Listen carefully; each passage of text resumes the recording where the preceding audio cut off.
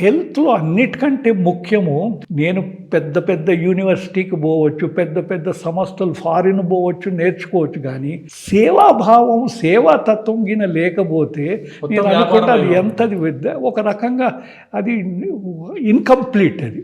సేవాభావముగా ఉంటే నువ్వు ఏమైనా సాధిస్తావు.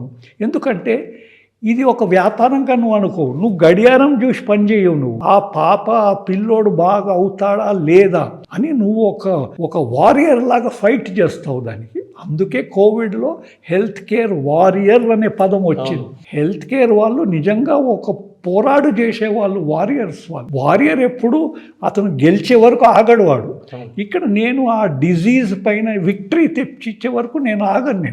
మీకు నిజంగా నేను ఇప్పుడు ఈరోజు చెప్పలేకపోయాను కానీ 3-4 పిల్లలు ఇక్కడ దాదాపు 40-50 రోజులు ఇంటెన్సివ్ కేర్లో ఉండవలసి వచ్చింది. 50 రోజులు ఇంటెన్సివ్ కేర్ అంటే మీరు చూడండి, అసలు అది ఊహించగలుగుతామా? ఆ 50 రోజులు మనం అలసిపోయి ఉండొచ్చు.